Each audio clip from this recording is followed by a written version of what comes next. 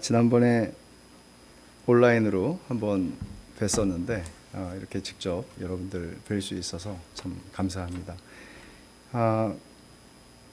오늘 제가 나누려고 하는 말씀은 조금 아까 우리가 읽은 이 13장 4절, 이것은 바울 사도가 고린도 후서를 통해서 주고 싶은 굉장히 중요한 결론입니다.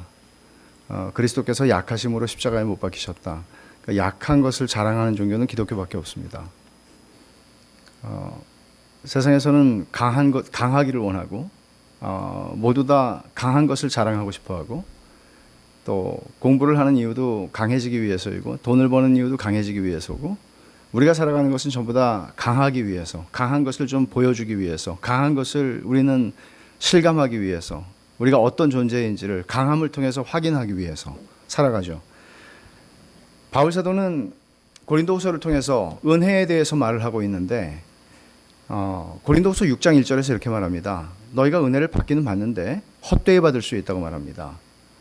은혜를 헛되이 받았고 은혜를 제대로 받은 증거, 그 차이가 무엇인가 하는 것을 오늘 이 말씀에서도 드러냅니다.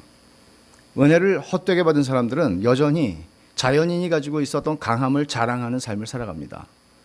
그러나 은혜를 제대로 받은 사람은 약한 것을 자랑하는 것이 무엇인지를 알기 시작하고 그것을 살아가기 시작합니다. 굉장히 중요한 차이입니다.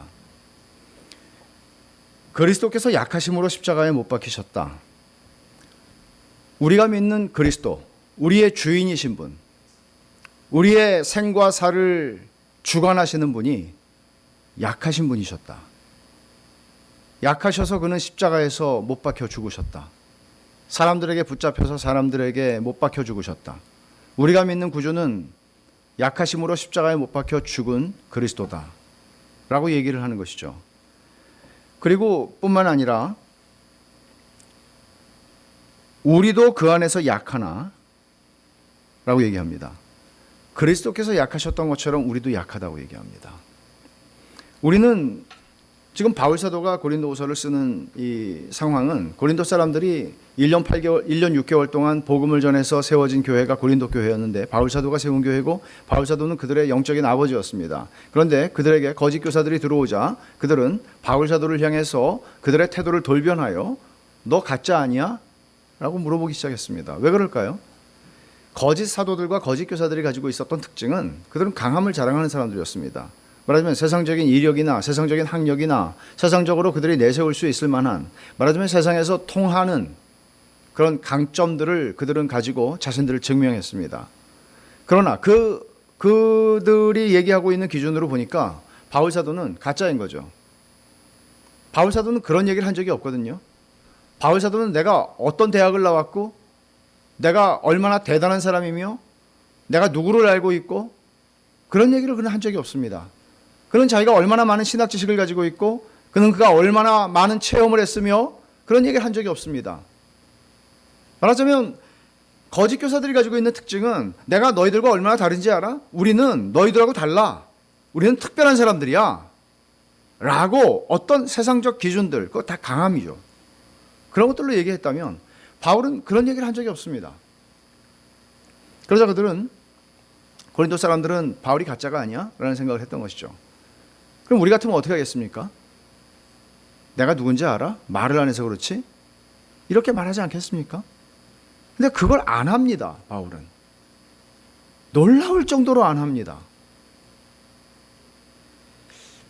우리는 이런, 말하자면 바울이 얘기하고 싶은 것은, 너희가 진짜 은혜를 받은 사람이라면 너희는 그런 세상적인 강함을 가지고 너희 자신을 증명하려고 하고, 세상적인 강함을 가지고 그걸 붙잡고 너희가 살아가진 않을 거야. 니네가 진짜 은혜를 받았다면 너희는 그런 것들을 의존하여 자기를 확인하진 않을 거야.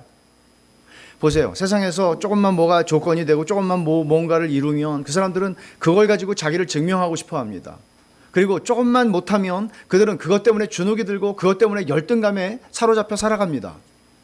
그럼 복음은 무엇입니까?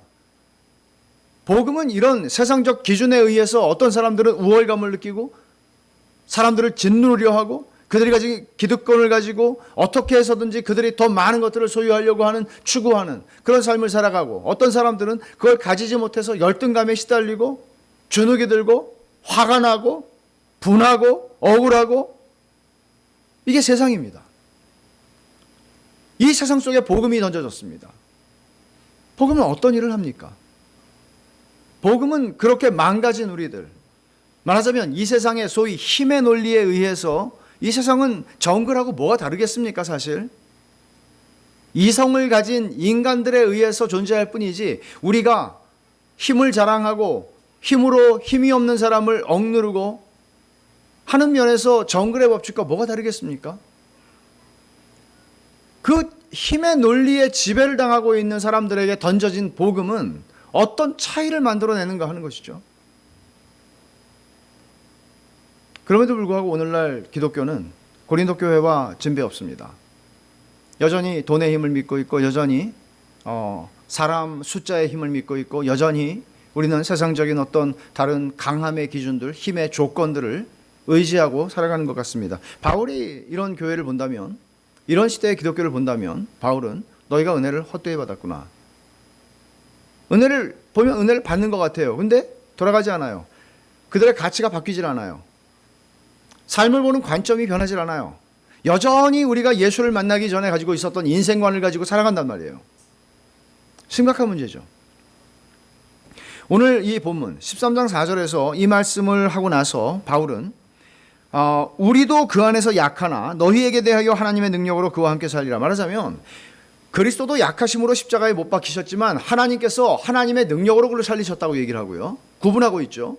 그리고 우리도 그 안에서, 그리스도 안에서 약하나, 나도 너희들 앞에서 거짓 사도들이 그렇게 세상의 힘의 조건을 가지고 자기를 증명하고 너희들을 억누르고 너희들을 착취하고 너희들을 이용하고 그렇게 하는 것처럼 나는 그렇게 강하지 않다고 얘기합니다.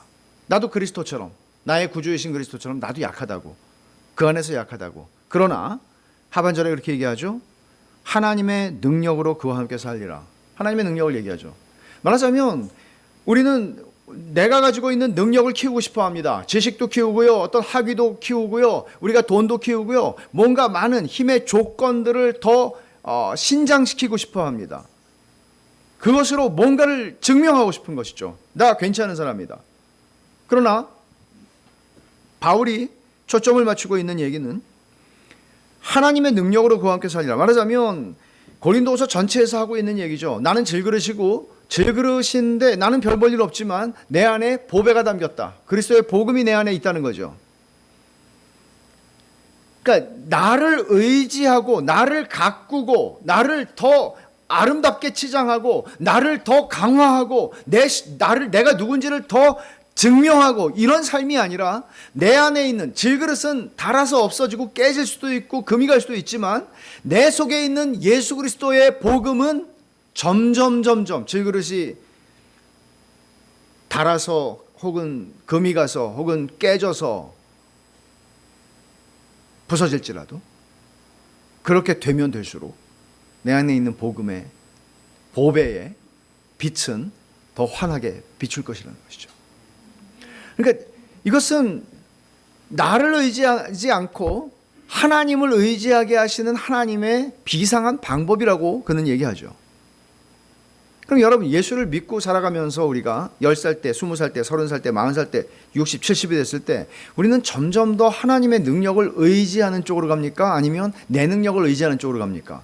사람이 살다 보면 여러분 20살 학생 때보다 돈을 벌기 시작하죠. 돈을 만지기 시작하죠. 그리고 집을 장만할 수도 있습니다. 그리고 사회적인 신분이 생기죠. 사회적인 힘이 생깁니다. 점점 자기를 믿게 되지 않겠습니까? 경륜이 생깁니다. 이게 세상의 이치예요. 근데 복음은 놀랍게도 사회적으로는 혹은 경제적으로는 우리의 힘이 점점점 신장되어 감에도 불구하고 복음은 우리가 질그릇인 것을 가르쳐주고 내 능력을 믿고 살지 않고 점점 내 능력은 커져감에도 불구하고 내 능력이 아니고 하나님의 능력을 의지해서 사는 법을 배운다는 거죠. 이거 굉장히 중요해요. 오늘날 우리가 이 하나님을 알지 못하는 세상을 향해서 기독교가 무엇인지를 말로 증거하는 것도 굉장히 중요하지만 사실 예루살렘에서 복음이 증거되었던 초기에 예루살렘에서 복음이 증거되었던 것은 교회라고 하는 공동체가 가지고 있는 이 세상 속에 미치는 하나의 존재적 영향력이었어요. 도대체 저것들은 뭐지? 도대체 왜 우리하고 다른 거야? 그 다름의 차이가 뭔가 하면 세상의 힘의 논리에 의해서 그들은 좌우되지 않았다는 거죠. 힘의 논리는 유유상종을 하게 합니다. 힘의 논리는 끼리끼리 어울리는 사회를 만드는 것이죠. 그러나 그것을 파격적으로 깨뜨리는 거죠. 복음은 은혜 받은 증거죠. 여러분, 이 말씀을 제가 설명하기 위해서 사실 좀 앞에 있는 부분들을 좀 살펴보려고 하는데, 바울 사도는 11장 1절부터 시작해서 12장 13절까지 소위 바보 연설이라고 그래요. 이 본문을 11장 1절부터 12장 13절까지를 바보 연설. 왜 바보 연설이라고 하냐면 바울이 자랑을 하는 거예요. 여러분, 바울은 이런 얘기를 하잖아요. 자랑하는 자는 오직 주 안에서 자랑할지니라. 그러니까 너희의 지식을 자랑하는 것이나 너희의 부함을 자랑하는 것이나 너희의 용기를 자랑하는 것이나 힘을 자랑하는 것이나 이것들은 다 헛되다고 예레미야 선지자를 인용하면서 바울은 말합니다. 우리가 자랑할 수 있는 것은 내가 하나님을 아는 것이다. 그거밖에 없다. 그렇게 말합니다. 그런데 바울이 자랑을 하는 거예요. 11장부터. 마치 한순간 거짓 사도들이 하는 것처럼 자랑을 하는 거예요. 이 사람이. 그래서 이걸 바보 연설이라고 얘기합니다. 나도 한번 바보처럼 그들처럼 나도 한번 말을 해볼게 라고 말합니다. 여러분, 이 어리석은 자랑이죠. 어리석은 짓을 하고 있는 겁니다. 근데 어리석은 짓을 하고 있는 이유가 있습니다. 그는 그냥 자랑하기 위해서 하는 게 아닙니다. 참다 못해서 나도 얼마나 힘이 있는 사람인지 한번 보여줄까, 그런 얘기 아닙니다. 12장을 보시면 12장 1절에서 굉장히 묘하게 시작하는데, 무익하나마 내가 부득불 자랑하노니 주의 환상과 계시를 말하리라. 부득불 자랑한다고. 자랑하고 싶지는 않지만 사실 내가 자랑하지 않으면 안 되는 특별한 이유가 있어서 자랑을 하겠다고 말합니다. 그리고 내가 그리스도 안에 있는 한 사람을 아노니 라고 3인칭으로 말하고 있습니다. 말하자면 지금 바울이 하는 얘기를 그냥 언뜻 들으면 바울은 누군가 자기가 알고 있는 어떤 사람의 얘기를 하는 것 같아요. 그렇지만 학자들 다 얘기합니다. 이거 바울이 자기 얘기하는 거라고. 근데 왜 이렇게 얘기할까요? 3인칭으로. 쑥스러운 거죠. 자연스럽지 않은 거죠. 그래서 그는 자기가 아는 한 사람에 대한 얘기를 한다고 얘기를 합니다. 그러나 이거는 명확하게 바울 자신의 얘기입니다. 그는 14년 전에, 2절에 보면 14년 전에 셋째 하늘에 이끌려간 자라고 얘기를 하고 있죠. 14년 전, 정확하게 얘기할 수는 없지만 고향인 다소에 가 있을 때, 아니면은 1차, 2차, 3차 전도 여행을 시작하기 전에 안디옥에서 사역하고 있을 때였을 겁니다. 상당히 초기죠. 바울 사도의 사역의 초기입니다. 그때 셋째 하늘에 이끌려간 자라고 얘기를 하는데, 이게 이제 고대 이 히브리 사람들이 가지고 있었던 우주관을 반영하는 것인데, 하늘이 3층으로 되어 있다고 봤죠. 그 사람들은 1층은 대기권입니다. 2층은 성층권입니다. 별들이 있는 자리죠. 3층은 하나님이 계신 곳입니다. 그러니까 셋째 하늘에 올라갔다는 얘기는 자기가 나중에 4절에서 낙원에 올라갔다고 표현하는 걸 보면 자기가 하나님 계신 곳에 갔다 왔다는 얘기를 하고 있는 거죠. 그는 또 이렇게 얘기합니다. 2절 하반절 괄호에 3절에서도 똑같은 얘기를 하는데, 그가 몸 안에 있었는지 몸 밖에 있었는지 나는 모르거니와 하나님은 아시느니라. 말하자면 바울이 이 경험한 이 체험은 여러분, 요한계시록에서도 요한이 보면 하늘을 보잖아요. 하늘 보좌 환상을 보잖아요. 근데 그게 요한이 반모섬에서 본 건데, 그러면 요한이 육신이 올라갔겠습니까? 육신이 올라간 건 아니겠죠, 당연히. 그러면 그는 몸 밖에서 그걸 본 것입니다, 사실은. 근데 사실 우리는 구약시대의 에녹이라든지 엘리야라든지 몸으로 승천한 사람들 알고 있잖아요. 근데 지금 바울은 자기가 이것인지 저것인지 알 수 없을 만큼의 엄청난 환상이었다고 그는 얘기를 하는 겁니다. 성경에서 이런 체험을 말할 수 있는 사람은 적어도 요한 외에는 없습니다, 사실. 근데 요한과 바울의 차이는 뭔가 하면 요한은 그가 본 것을 기록하라고 하는 말씀을 듣습니다. 그게 요한계시록입니다.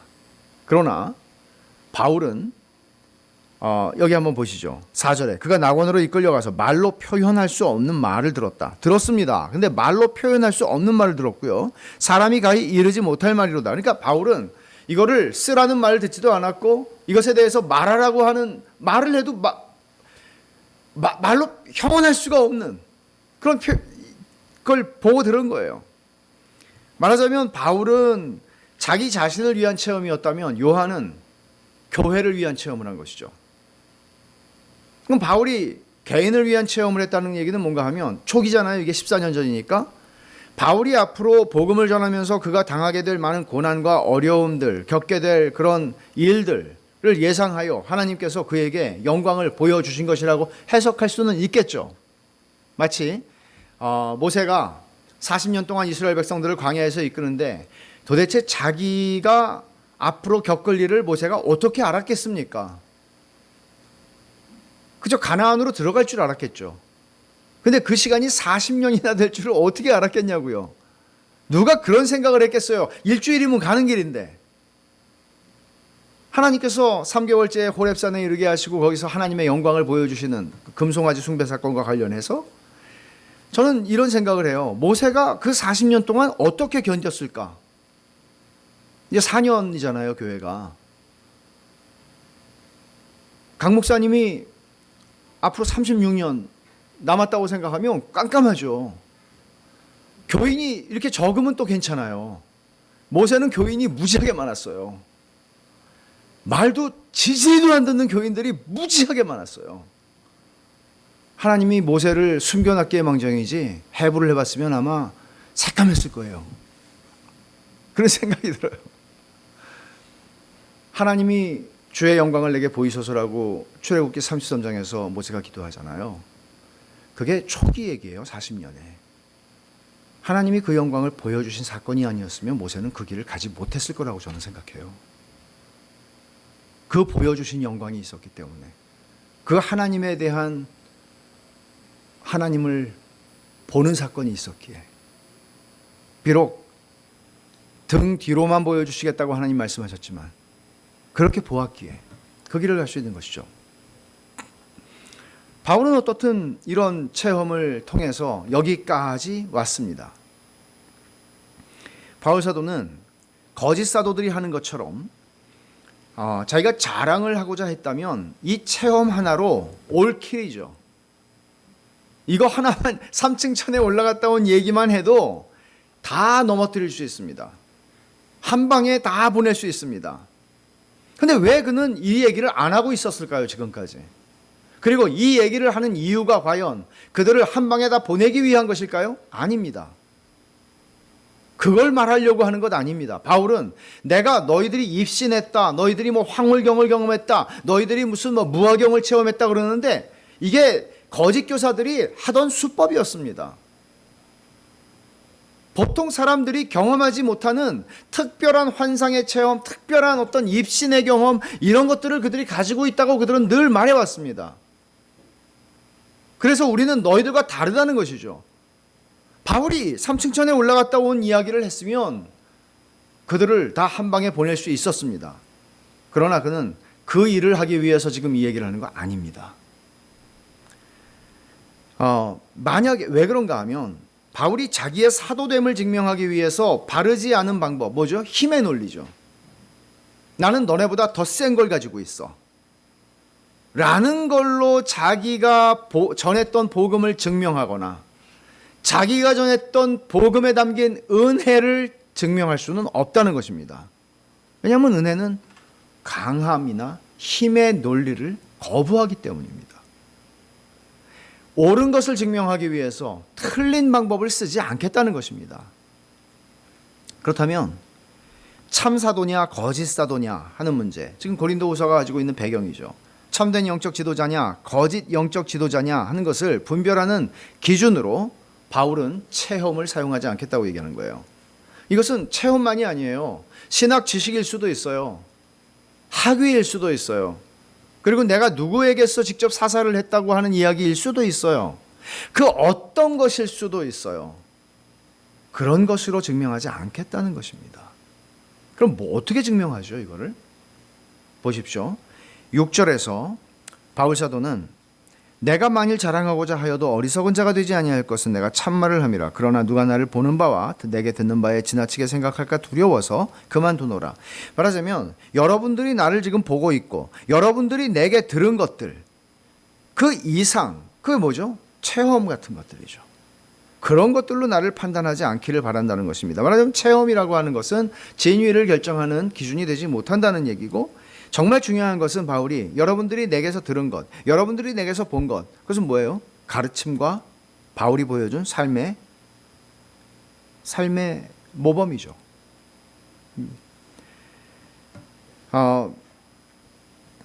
우리가 어떤 체험을 했든, 우리가 어떤 신학 지식을 가지고 있든, 그것은 복음과 복음에 근거한, 복음을 중심으로 한 삶을 대신할 수는 없는 것입니다. 그 어떤 것이라 할지라도요. 사도가 엄청난 체험에 대해서 얘기를 하는 이유가 분명히 7절에 나옵니다. 여러 계시를 받은 것이 지극히 크므로 너무 자만하지 않게 하시려고 내 육체의 가시 곧 사탄의 사자를 주셨으니 이는 나를 쳐서 너무 자만하지 않게 하려 하심이니라. 자, 드디어 1인칭으로 6절부터 1인칭으로 옮겨갑니다. 5절만 하더라도 내가 이런 사람을 위하여 자랑하겠으나 나를 위해서는 약한 것들 외에 자랑하지 아니하리라. 지금 자기의 강함에 관한 것이죠. 체험이라고 하늘 낙원에 갔던 것은 강함이죠. 근데 그것을 말하려니 그는 3인칭을 썼습니다. 나 이런 사람이야, 이렇게 표현하고 싶지 않았던 것이죠. 그러나 이제는 약한 것을 말하겠다고 합니다. 약한 것들 외에는 자랑하지 않겠다고 말합니다. 말하자면 바울이 강한 것, 낙원 체험을 했던 것을 자랑한 이유가 있죠. 그건 뭔가 하면 그것과 너무나 대조적인 약함을 말하고 싶어서. 말하자면 이게 하나의 바울의 그 언어 기법인 것이죠. 자기가 진짜 말하고 싶은 것을 아주 충격적으로 전달하고 싶어서 그는 이렇게 말하고 있는 것입니다. 그래서 그는 그 약한 것이 무엇인가 하면 육체의 가시, 곧 사탄의 사자를 하나님이 내게 주셨다라고 말합니다. 체험과 너무나 다른 것이죠. 저런 체험을 한 사람이면은 뭐 이런 거 있잖아요. 내가 손을 대기도 전에 한 3m 앞에서 벌써 병이 낫는다고. 내가 그냥 생각만 하고 기도하면은 그냥 그대로 된다고. 이런 정도의 사람일 거라고 착각할 만한데 그는 이제 진짜를 말하기 시작해요. 사실은 내가 진짜 말하고 싶은 건 내 육체에는 가시입니다. 사탄의 사자라고 얘기를 하죠. 이게 이제 은혜의 역설이라고 얘기를 할 수 있는데 이제 1인칭 화법으로 완전히 바뀌어서 그는 약함에 대한 얘기를 하자 갑자기 자기 자신이 됩니다. 근데 바울 사도가 말하는 육체의 가시는 큰 계시의 환상과 함께 온 것이죠. 여러분 여기 7절을 가만히 보세요. 여러 계시를 받은 것 중에 하나가, 가장 큰 계시가 뭔가 하면 낙원의 환상이었습니다. 이 계시를 받은 게 너무나 커서 너무나 자만할까 봐 하나님이 내 육체에 가시를 주셨다. 사탄의 사자를 주셨다. 나를 쳐서 너무 교만하지 않도록 하나님이 장치를 만드셨다는 것이죠. 말하자면 계시 체험은, 바울이 그 환상, 하늘의 환상을 본 계시 체험은 가시, 육체의 가시가 주어지게 되는 하나의 원인입니다. 그리고 육체의 이 가시는 계시를 체험했기 때문에 하나님이 교만하지 말라고 주신 것이죠. 그러니까 이 관계를 여러분, 이게 이렇게 한번 얘기를 해보세요. 계시와 가시, 이게 비슷하잖아요. 말은 계시와 가시인데 이 계시와 가시는 패키지로 같이 주어졌다는 얘기예요. 어떤 사람들에게는 계시만 주시고 어떤 사람들에게는 가시만 주시는 게 아니라는 얘기죠. 계시와 가시를 같이 주신다는 거예요. 계시가 너무나 커서 육체의 가시도 굉장히 컸어요. 바울에게는. 근데 바울은 왜 이것을 사탄의 사자라고 표현을 하는 걸까요? 이 사자라고 하는 표현은 메신저거든요. 사탄의 심부름꾼 이런 얘기예요. 그 육체의 가시가 무엇이었는지는 여러 학자들이 여러 방식으로 해석을 하고 있지만 사탄의 사자라고 한 것은 조금 우리가 살펴봐야 될 부분이죠. 사탄의 심부름꾼. 그러면 여러분들에게는 사탄의 사자가 있습니까? 없습니까? 사탄의 사자라고까지 이걸 생각해야 될까라는 생각을 하지 않습니까? 근데 놀라운 것은 바울은 사탄의 사자를 주셨으니라고 얘기하잖아요. 그러면 주어가 누구예요? 하나님이 주신 거죠. 사탄하고 하나님하고 싸우는 세상 속에서 내가 이렇게 휘둘리고 저렇게 휘둘린다는 얘기를 하는 게 아니죠. 사탄의 사자인 건 분명한데 그거를 하나님이 허락해서 주셨다는 거죠, 나에게.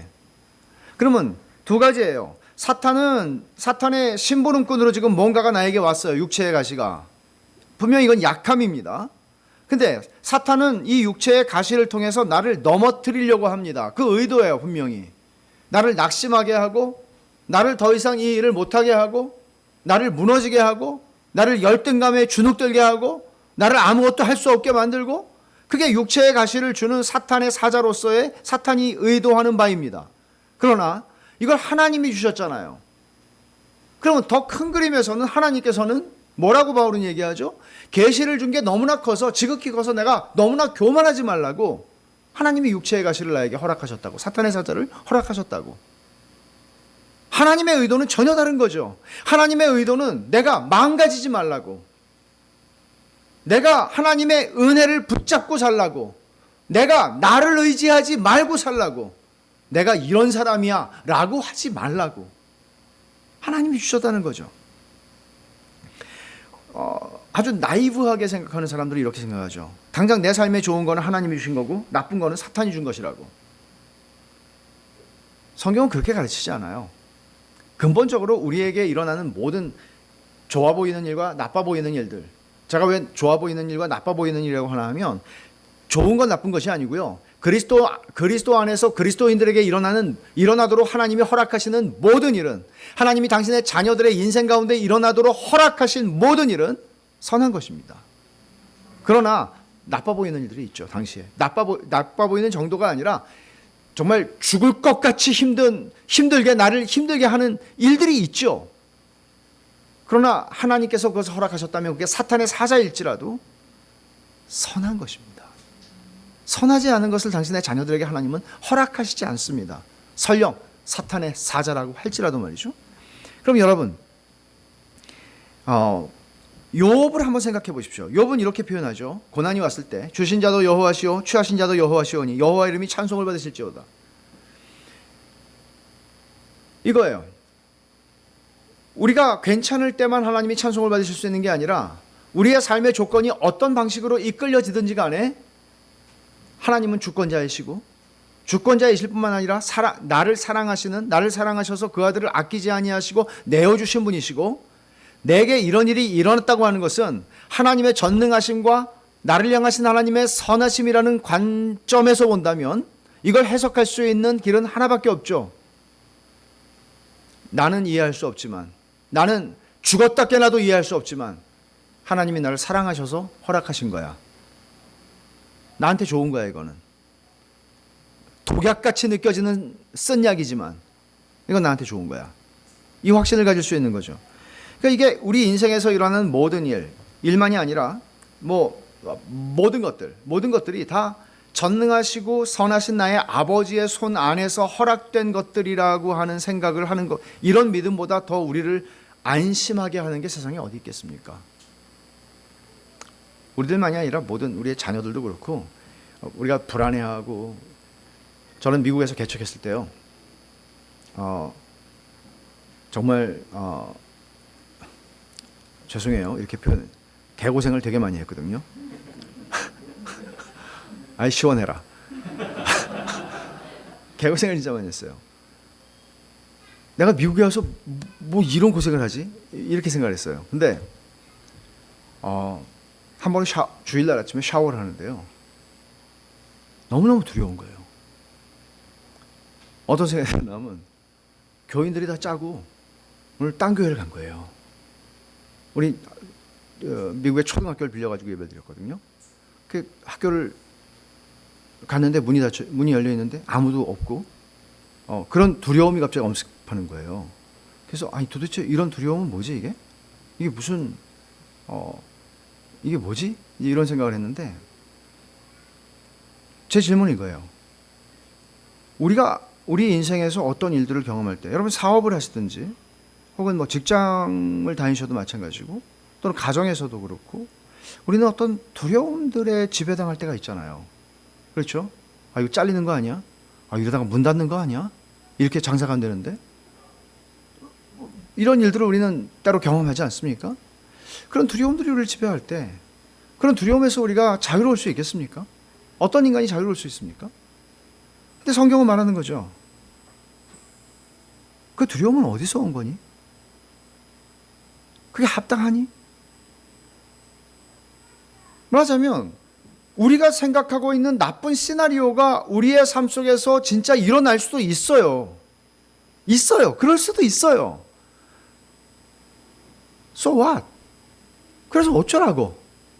여전히 하나님은 살아계시고 여전히 하나님은 나의 아버지시고 여전히 하나님은 전능하시고 여전히 하나님은 나에게 선을 베푸시는 하나님이신데 지금도 그렇고 내일도 그렇고 계속해서 그러니까 여러분이 망해도 안 죽습니다.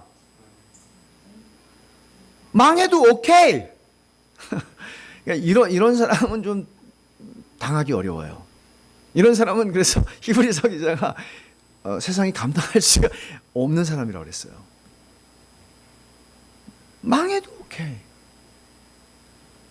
그리스도인들을 두렵게 할 수 있는 건 없죠. 바울 사도가 말하는 육체의 가시가 뭘까요? 분명치 않습니다. 학자들은 다양하게 자기들의 의견을 개진하는데 어떤 사람들은 일차적으로 이게 육체의 가시, 아니 사탄의 사자라고 그랬기 때문에 메신저, 심부름꾼이라는 말 때문에 이게 사람일 거라고 판단합니다.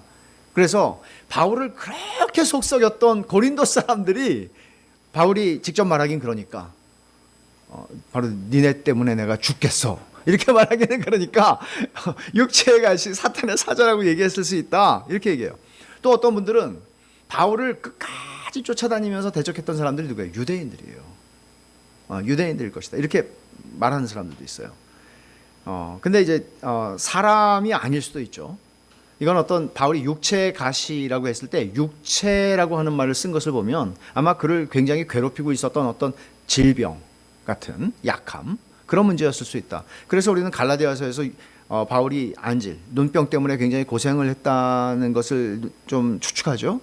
그리고 또한 어떤 학자들은 바울이 간질, 그 뇌전증이라고 하는 그 병을 앓고 있었다고 주장하기도 합니다. 그러면 여러분 생각해 보십시오. 이거는 현저한 약함이죠. 바울이 복음을 전하다가도 뭐 생각해 보세요. 아레오바고 같이 헬라 철학자들이 있는 곳에서 복음을 전하다가 그가 갑자기 거품을 뭅니다. 쓰러져서. 그럼 얼마나 부끄러운 일이겠습니까? 너나 잘하세요. 그렇게 하지 않겠습니까? 어떻든 그것이 어떤 바울의 가지고 있었던 육체적인 질병이었든 아니면 사람이었든 분명한 것은 이것입니다. 고린도 사람들은 분명히 이것을 알았을 거예요. 바울이 지금 무슨 얘기를 하는지 알았을 것 같아요. 그러나 우리는 정확히 모릅니다.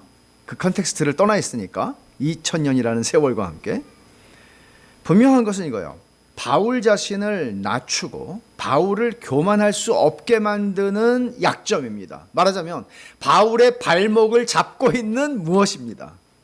조금 뭐 좀 해보려고 그러면 딱 걸리는 거죠. 뭐 좀 내가 자신감을 가지고 뭔가를 하려고 그러면 내 발목을 확 당기는 거죠. 교만할 수가 없어요. 자만할 수가 없어요. 그러니까 육체의 가시의 존재는 바울이 7절에서 말하듯이 자기가 받은 계시가 너무 많고 너무 커서 교만하지 말라고 하나님께서 나에게 주신 장치라는 거죠. 그러니까 이 말을 해석을 하면은요 이런 거예요. 육체의 가시, 이건 연약함이잖아요. 약함이에요. 그러면 육체의 가시의 존재는 육체의 가시의 존재를 고린도 사람들이 알아요. 바울에게 육체의 질병이나 뭐가 있었습니다. 약함이. 근데 이것을 보니까 고린도 사람들은 힘의 논리, 이 세상의 논리로 바울을 이렇게 본 거예요. 하나님이 너하고 함께 하신다면 하나님이 왜 이런 약함 가운데 너를 놔두시겠어? 이게 그들의 논리예요. 근데 바울은 지금 도리어 뭐라고 하나 하면, 내가 가지고 있는, 너희도 알고 있고 나도 알고 있는 이 약함은 하나님이 나하고 함께 하시지 않는 증거가 아니라 도리어 하나님이 나하고 함께 하시는 증거라고. 예, 아시겠어요? 만약에 내가 이 약함을 하나님이 허락지 않으셨다면 나는 하늘 높은 줄 모르고 교만했을 거라고. 너희들이 보고 있는 이 거짓 교사들과 거짓 사도들보다 더 놀라울 정도로 나는 교만이 하늘을 뚫었을 거라고. 하나님이 나를 사랑하셔서 나를 진짜가 되게 하시려고 육체의 가시를 주셔서 나를 낮추시고 겸손하게 만드시는 거라고. 이 육체의 가시를 내가 안고 살아가야 하는 것은 하나님이 나와 함께 하시지 않아서가 아니고 하나님이 나와 함께 하시는 증거라고 얘기하는 거예요. 그러니까 거짓 교사들이 얘기하고 있는, 말하자면 건강과 부의 복음을 전하던 사람들인데, 질병과 가난은 하나님의 축복이 없는 증거라고 말하던 사람들인데, 그들의 논리와 그들의 전하는 복음, 거짓 복음을 완전히 뒤집어 놓는 거죠. 이런 얘기 하잖아요. 당신은 그렇게 하나님 잘 믿는데 왜 이렇게 안 풀려 인생이? 이런 얘기 하는 사람도 참 나쁜 사람이기도 한데 왜 이런 얘기를 하나 하면, 은혜를 헛되이 받아서 그래요. 잘못된 복음으로 은혜를 헛되게 받으면 이 논리로 판단합니다. 그게 고린도 사람들이 빠진 함정이었어요.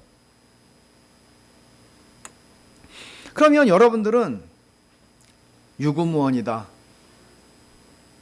입이 청결해도 할 말이 없다, 주여 돈벼락을 맞게 하옵소서, 하나님을 저도 한번 증거해 볼 수 있도록 돈벼락을 치든지 나도 한번 힘자랑 한번 하게 해 주십시오, 이렇게 가잖아요. 근데 사실 그게 아니라는 거죠. 이거는 복음이 아니면 절대로 일어날 수 없는 일이에요. 우리는 일반적으로 교회도 그렇고 그리스도인의 삶도 그렇고 그리스도인의 가정도 그렇고 복음이 아니라도 얼마든지 가능한 방식으로 복음을 표현합니다. 그러니까 교회를 설명할 때 교회는 복음이 아니면 설명될 수 없는 집단이어야 하잖아요. 근데 이런 정도의 집단은 어디에도 다 있어라고 한다면 그건 말이 안 되는 거 아닙니까? 복음이 아니면 설명될 수 없는, 마틴 로이드 존스가 그런 정의를 했잖아요. 그리스도인이란 누구인가? 그리스도인이란 그리스도가 아니고서는 설명이 불가한 존재가 그리스도인이라고. 저 사람은 원래 똑똑해, 집안을 봐, 대단해, 이렇게 설명하면 안 된다고요. 저 사람은 저렇게 잘났는데 왜 저기서 놀아? 이런 거 있을 수 있고, 저 사람은 저렇게 못났는데 왜 주눅이 들질 않아 인간이? 이런 거. 예? 이 세상의 힘의 논리를 뒤집어 놓는 거죠. 그건 복음밖에 못해요. 복음밖에 못해요. 그건 바울 사도가 지금 하려고 하는 얘기인데, 바울 사도는 육체의 가시를 좋아하지도 않았고 즐거워하지도 않았습니다. 여러분, 그리스도인이 신앙이 아주 높은 수준의 신앙이 되면 고난을 즐긴다? 그딴 소리는 절대 하면 안 됩니다. 고난 즐길 사람이 세상에 누가 있습니까, 여러분? 고난은 없을수록 좋습니다. 그러나 좋은 대로만 되지 않죠. 하나님께서 육체의 가시를 바울에게 주신 것처럼 고난이 없으면 안 만들어지니까 적당한 고난을 우리에게 주십니다. 바울은 이 육체의 가시가 너무나 괴로워서 8절에 보면 내게서 떠나가기 위하여, 이것이 뭐예요? 육체의 가시. 이게 떠나가기 위해서 내가 3번 주께 간구하였다고 그래요. 3번 간구했다는 얘기는 정말 많이 기도했다는 소리죠. 끈덕지게 기도했다는 소리죠. 근데 결과가 어떻게 됐어요? 9절에 나에게 이르시기를 내 은혜가 네게 족하도다. 이는 내 능력이 약한 데서 온전하여짐이라. 하신지라. 거절이었습니다. 바울이 3번이나 기도했지만 하나님은 거절하셨습니다. 말하자면 그리스도인들은 뭐 메조키스트다, 절대로 아니죠. 그리스도인들은 인내의 미덕을 통해서 고난을 참으면서 뭐 어떻든 그리스도인은 고난이 우리에게 주어질 때 주님 할 수만 있으면 이 고난을 좀 치워달라고 기도하는 게 정상입니다. 주님 너무 감사합니다. 제가 고난을 좋아하는 줄 아시고 따블로 주십시오. 이게 신앙이 좋은 게 아닙니다. 우린 이걸 싫어합니다. 바울도 3번이나 괴로워서 그는 이걸 치워달라고 제거해달라고 기도했지만 하나님은 거절하셨습니다.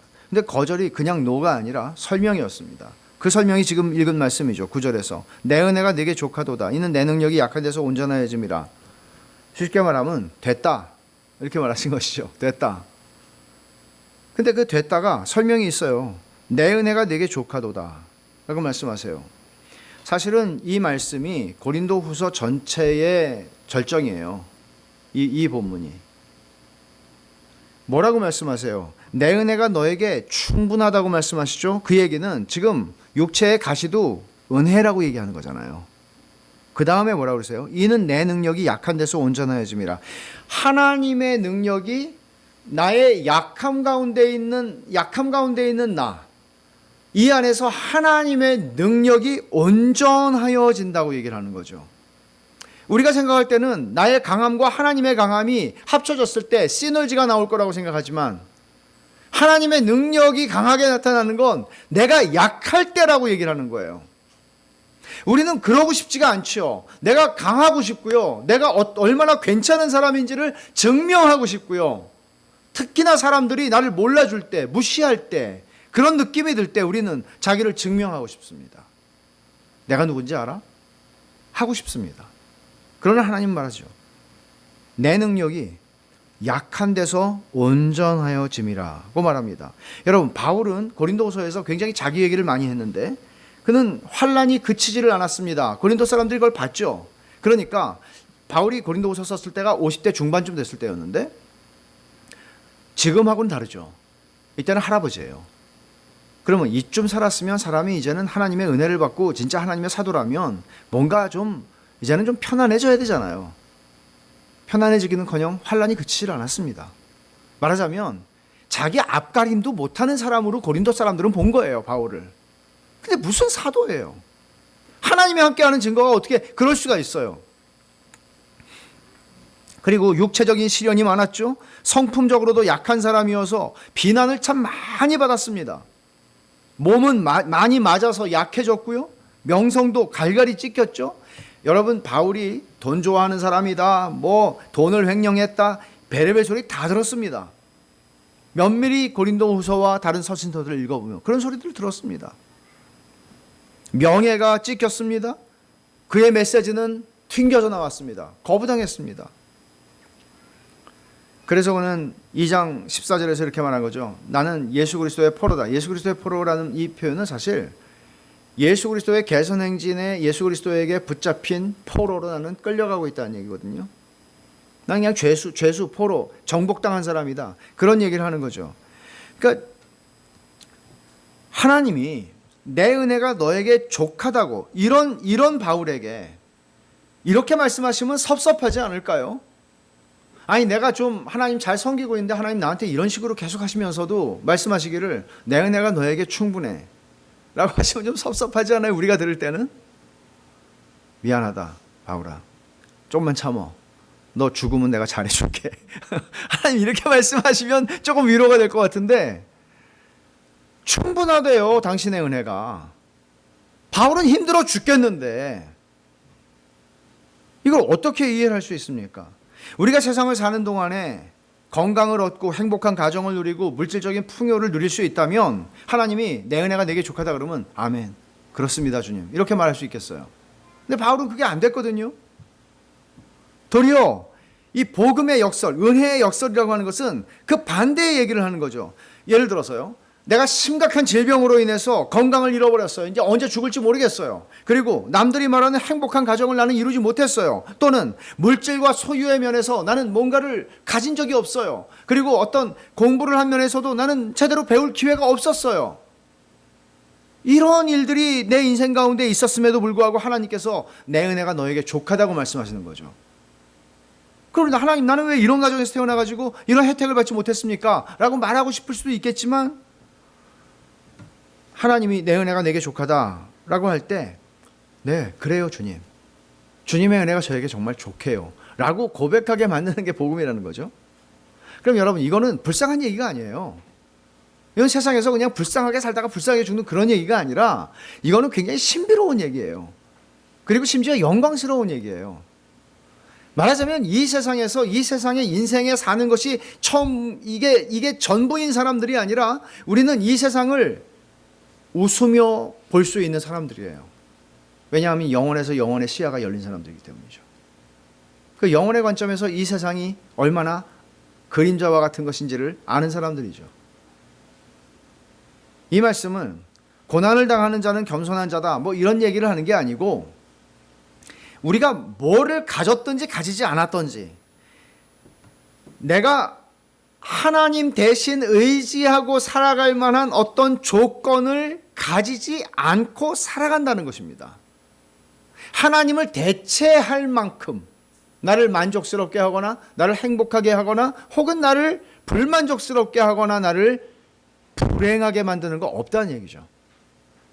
팀 켈러는 우상의 존재를 이렇게 정의를 하잖아요. 우상이란 내가 이거 없어서 불행하다고 느끼는 그것, 내가 이것만 있으면 행복할 것이라고 생각하는 그것, 그게 우상이라고 얘기합니다. 왜냐하면 그게 없어서 불행하거나 그게 있어서 행복한 것은 하나님밖에 없습니다. 돈이나 명예나 성공이나 이런 것들 때문에 우리가 불행하거나 행복할 수 있다면 우상 숭배라는 거죠.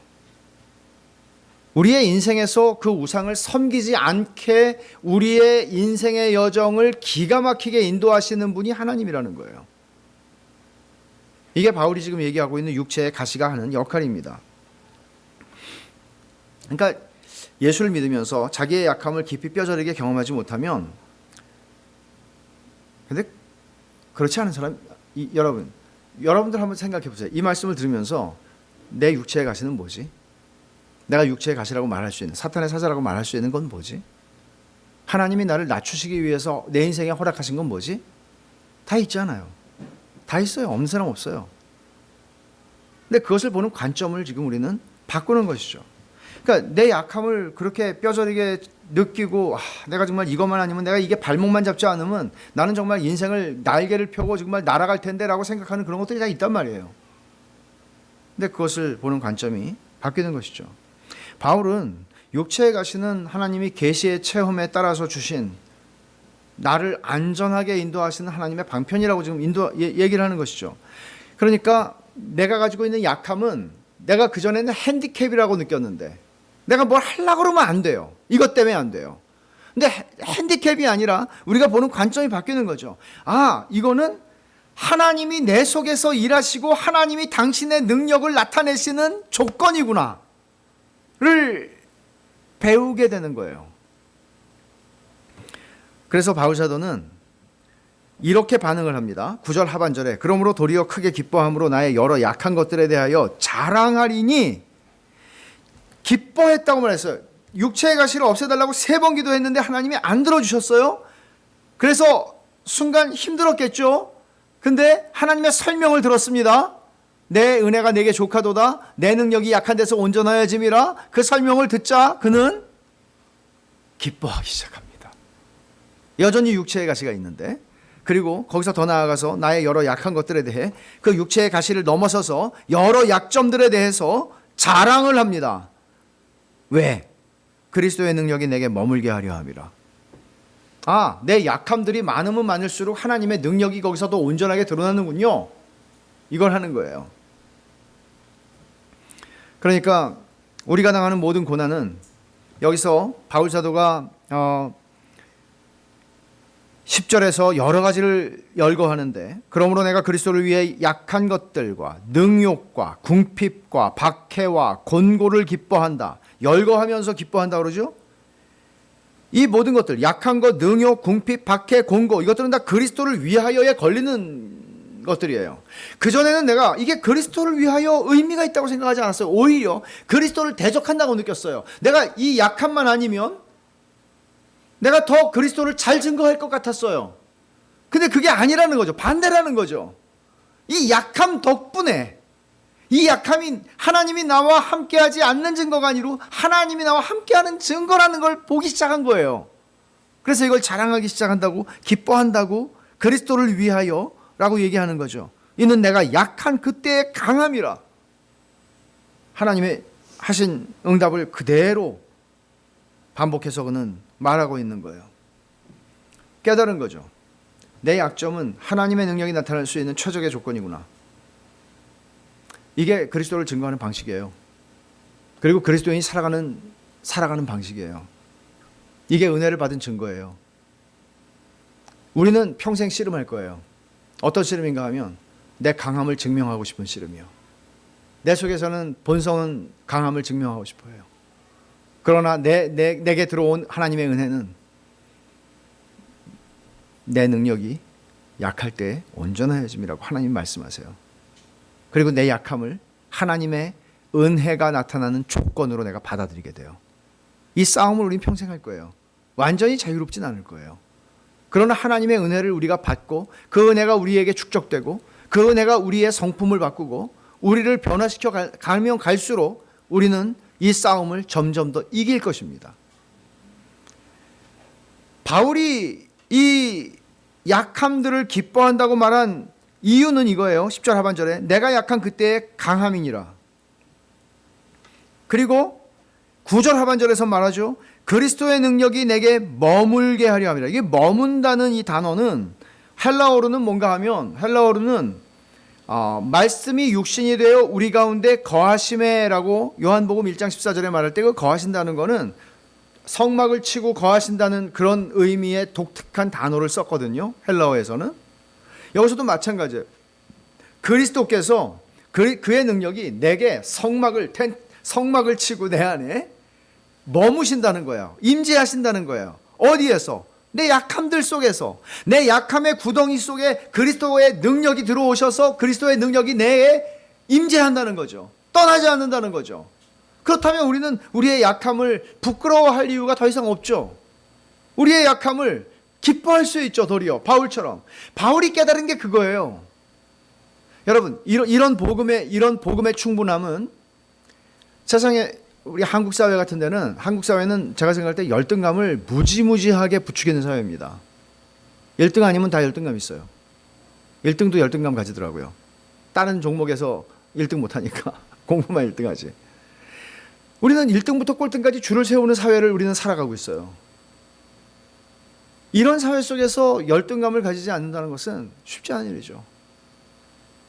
아무리 사람을 채용할 때 뭘 가리고 하네 어쩌고 하네 해도 이 사회는 마치 무엇인가 그들이 가지고 있는 그 힘의 조건으로 사람을 판단하는 사회 아닙니까? 이런 사회 속에서 우리가 자유로울 수는 없죠. 판단을 받으니까요. 그러나 복음의 능력은 그것을 우리의 열등감과 주눅으로 연결시키지 않습니다. 이건 놀라운 것이죠. 우리를 진짜 사람이 되게 하고요. 우리를 진짜 자유롭게 합니다. 진짜 자유롭게 합니다. 그러면 사람이 어떻게 되는지 아세요? 똑똑해지죠. 자유로워지니까요. 똑똑해지고요. 멋있어지죠. 안 멋있을 수가 없죠. 말하자면 열등감이든 우월감이든 우리의 심리학적인 조건이나 어떤 기타 등등 많은 조건들이 사실은 죄로 말미암아 우리의 하나님의 형상을 다 왜곡시키고 망가뜨리는 것들이란 말이에요. 드디어 복음의 은혜로 말미암아 우리가 자유를 얻게 되잖아요. 그럼 사람은 그러잖아요. 하나님의 말씀은 우리에게 명철을 줘서 우리를 스승보다 노인보다 더 지혜롭게 만든다고. 책가방 끈이 짧은데 PhD를 한 사람보다 똑똑하게 한다고요. 진짜로. 아름다워져요. 멋있어져요. 하나님의 아름다우심처럼. 복음은 우리를 그렇게 만들어요. 힘 좀 있다고 힘을 가지고 지배하려고 하는 그런 짐승 같은 괴물이 되지 않게 만들고요. 힘이 있는데도 아름답고요. 힘이 없어도 아름다워요.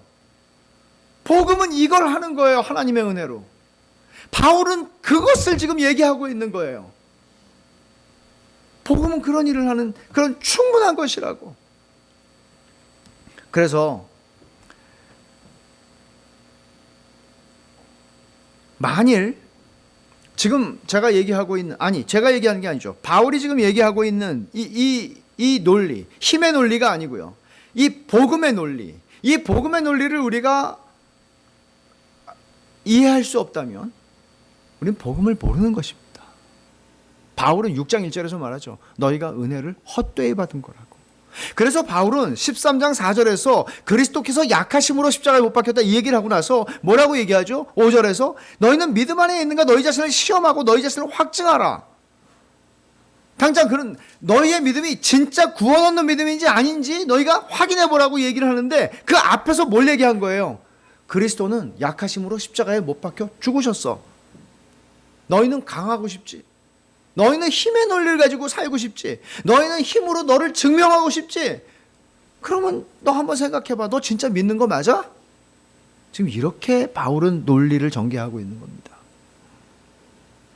그래서 바울 사도는 12장 11절에서 내가 어리석은 자가 되었다. 지금까지 바울은 바보, 어리석은 자의 연설을 한 겁니다. 자랑한 거죠. 그러나 너희가 억지로 시킨 것이니 나는 너희에게 칭찬을 받아야 마땅하도다. 내가 아무것도 아니나 지극히 크다는 사도들, 이 지극히 크다는 사도들은 다 가짜 사도들을 얘기하는 거예요. 거짓 교사들이요. 그들은 항상 자기들이 대단하다고 얘기를 했거든요. 그들보다 내가 조금도 부족하지 아니하니라. 근데 그것은 내 환상 체험이 크기 때문이 아니라 지금 바울은 뭐라고 얘기를 하죠? 12절에 사도의 내가 진짜 사도인 표가 뭔지 알아? 내가 너희 가운데 모든 참음과, 여러분 이게 중요해요. 여기 모든 참음이라고 한 것이 앞에 나오잖아요. 이걸 빼버리면 내가 진짜 사도가 된 표가 뭔지 알아? 그것은 표적과 기사와 능력을 행한 거야. 그는 이렇게 말하잖아요. 맨 앞에 뭘 집어넣죠? 모든 참음이요. 지금까지 바울이 얘기한 환난, 내 명성이 갈갈이 찢어지는 거, 내 메시지가 거부당하는 거, 내가 성공적인 인생을 살지 못한 거, 너희가 생각하는 바, 이 모든 것들을 내가 참고 견뎠다는 게 내가 진짜 사도가 된 표야 라고 말합니다. 여러분들은 이런 관점을 여러분 안에서 확인하십니까? 예수를 믿는 건 무지하게 센 것입니다. 강한 것입니다. 우리는 그저 세상의 힘의 논리로 우리는 강해지는 사람들이 아닙니다. 바울은 지금 그걸 얘기하고 있는 것이죠.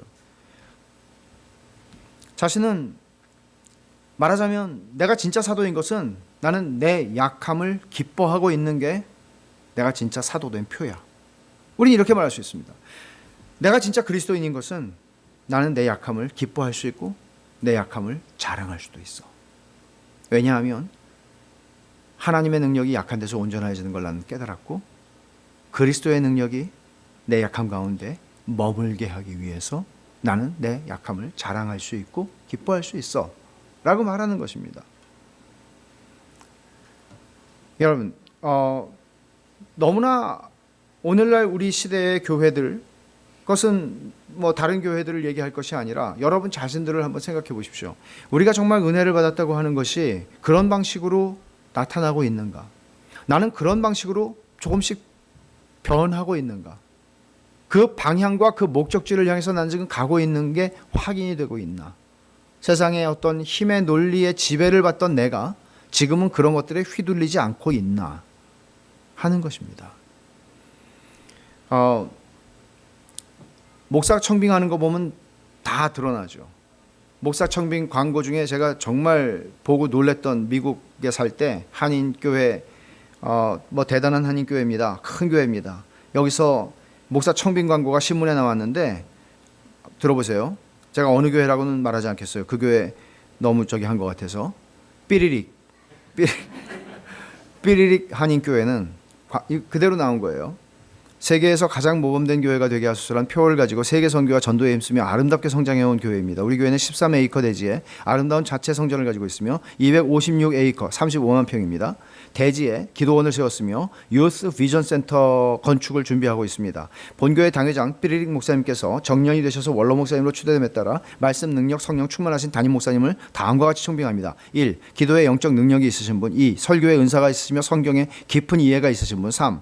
삐리릭 한인교회가 지향하는 복음적이고 보수적인 정통신학을 가지고 계신 분. 4. 영역, 인격, 지력, 체력을 갖추시고 도덕적이며 교회의 영적 질서를 지키시는 분. 5. 큰 스케일의 비전을 가지시고 포용력이 있으신 분. 6. 담당 교회를 부흥 성장시키셨던 분. 7. 미주 지역 교회의 담임 목사로 5년 이상 목회 경험이 있으신 분. 8. 보수 신학 교육을 받으시고 박사 학위를 소지하신 분. 9. 영주권이나 시민권을 소유하신 분. 10. 가정이 성경적으로 모범이 되시는 분. 바울도 떨어지고 예수님도 떨어질 겁니다. 강 목사님도 이력서 못 냈고 저도 못 냅니다. 누가 왔는지 궁금해요. 이렇게 말하고 싶진 않지만 지극히 크다고 자칭 생각하는 거짓 교사들이 들어갈 가능성이 많은 겁니다. 그래서 교회들은 혼란스럽습니다. 이게 한국 교회의 대부분입니다. 오늘 이 말씀을 통해서 하나님이 우리에게 주시는 교훈이 뭡니까? 하나님께서 여러분에게 내 은혜가 내게 족하다. 이게 바울에게 한 얘기가 아니고 지금 저와 그리고 우리 모두 각자에게 내 은혜가 내게 족하다고 말하면 하나님이 그렇게 말씀하시면 여러분 화가 나십니까? 아니 이건 아니죠. 최소한 이 정도는 나를 좀 대우해 주셔야 되는 거 아닙니까? 이런 생각이 들지는 않습니까? 섭섭하지는 않습니까? 내 은혜가 내게 족하다. 여러분의 현재 상태에서 이 말씀, 주님의 이 말씀을 받아들이실 준비가 되어 있느냐는 얘기죠. 여러분의 강함이 아니라 그리스도를 위해서 여러분의 약함을 자랑할 수 있습니까? 혹시 여러분은 아직도 자신의 잘남과 못남 때문에 자랑스럽기도 하고 한탄스럽기도 하고 이런 시소를 타고 있습니까? 복음이 충분하지 못한 것이죠. 복음을 아직 충분히 맛보지 않은 것이죠. 여러분에게 복음은 무엇입니까? 복음은 여러분의 잘남을 채워주는 수단이고 못남을 메꿔주는 어떤 수단입니까? 그런 건 아니죠. 바울이 말하는 바 육체의 가시가 여러분에게 무엇입니까? 하나님께서 여러분들을 교만할 수 없도록 만드시는 장치는 무엇인지 여러분은 그것을 확인하십니까? 저는 있는데요. 저는 있는데요.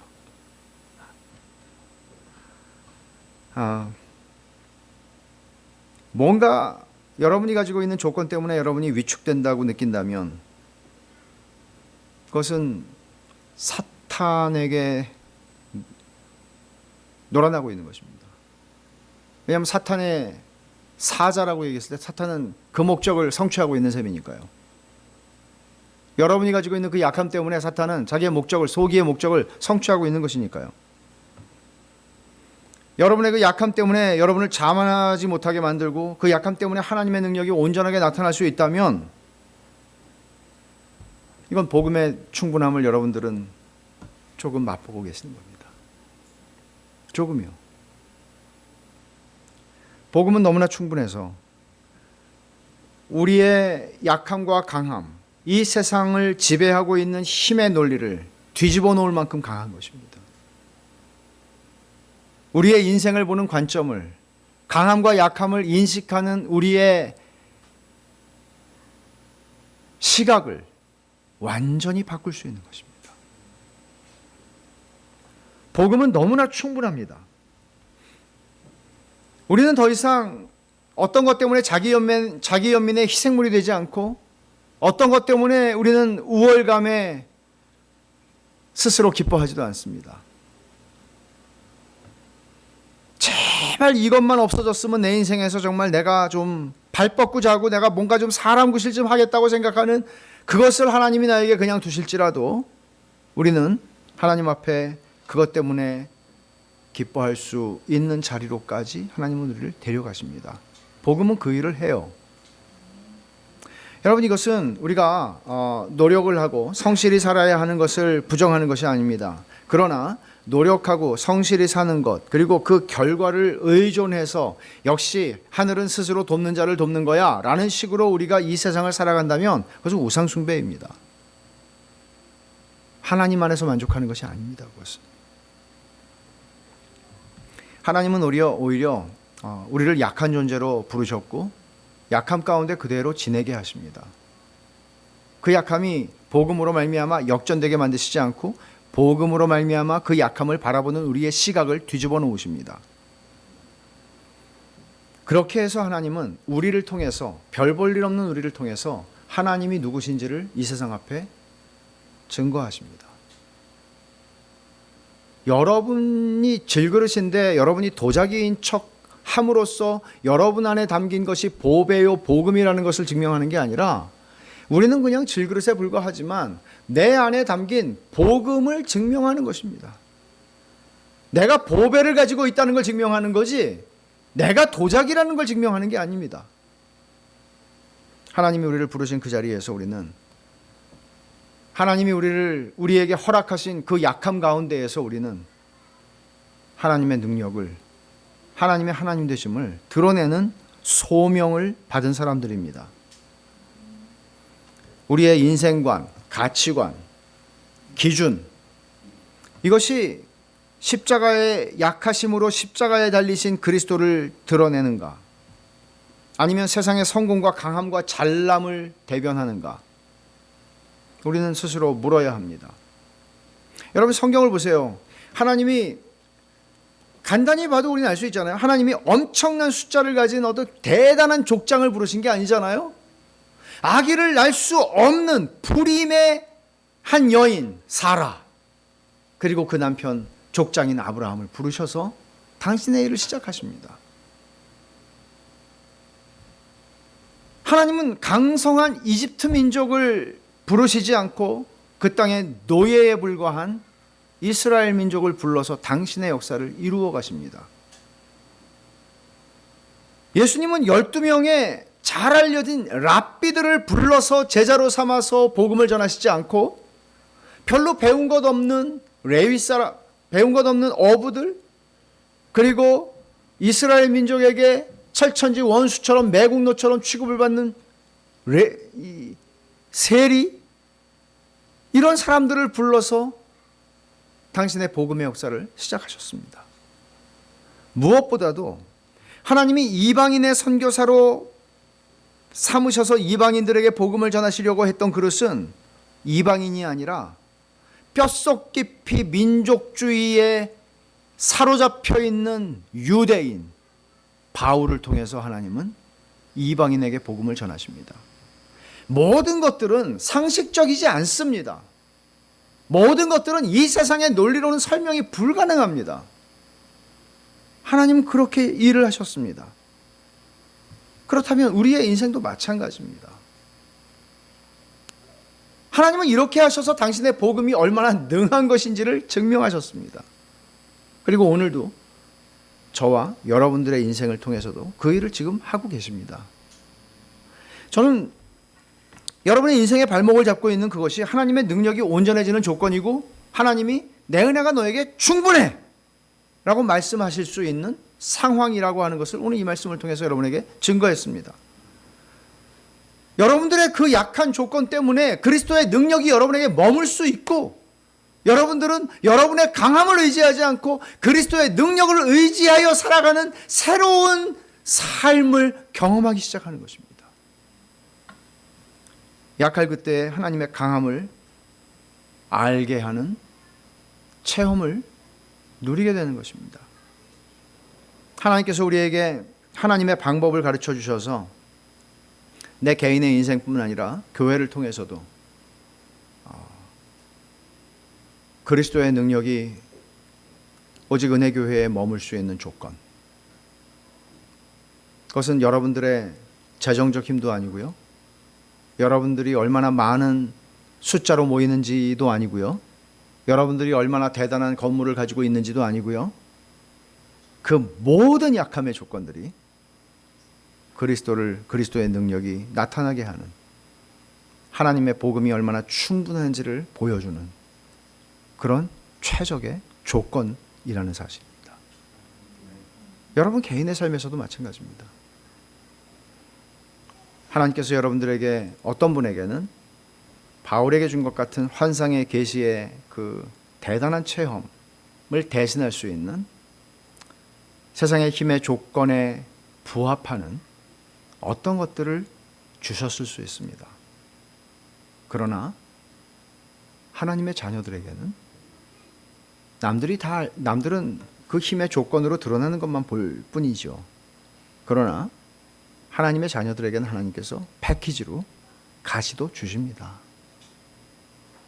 그리고 그것을 우리는 바울이 고백했던 것처럼 감사함으로, 자족함으로, 하나님의 은혜가 내게 충분하구나, 그리고 내가 약할 때에 하나님이 강하시구나 하는 걸 경험하실 수 있기를 바랍니다.